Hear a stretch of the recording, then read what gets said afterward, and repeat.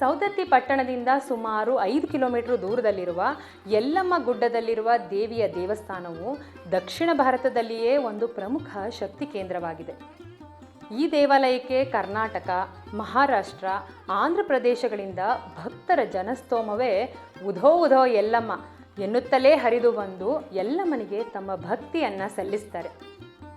ಜೀವಿತಾವಧಿಯಲ್ಲಿ ಒಮ್ಮೆಯಾದರೂ ದರ್ಶನ ಮಾಡಲೇಬೇಕಾದ ಪವಿತ್ರ ಸ್ಥಳಗಳಲ್ಲಿ ಸೌದತ್ತಿ ರೇಣುಕಾ ಯಲ್ಲಮ್ಮ ದೇವಿ ದೇವಾಲಯ ಕೂಡ ಒಂದು.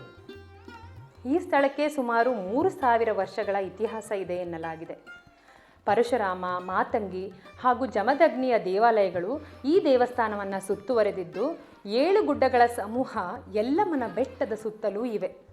ಈ ಗುಡ್ಡಗಳ ಅಡಿಯಲ್ಲಿರುವ ಕೊಳದಲ್ಲಿ ರೇಣುಕೆ ಸಂಚಾರ ಮಾಡ್ತಿದ್ಲು ಎಂಬ ನಂಬಿಕೆಯಿಂದ ರೇಣುಕೆಯನ್ನು 7 ಕೊಳದ ಯಲ್ಲಮ್ಮ ಎಂದು ಕರೀತಾರೆ.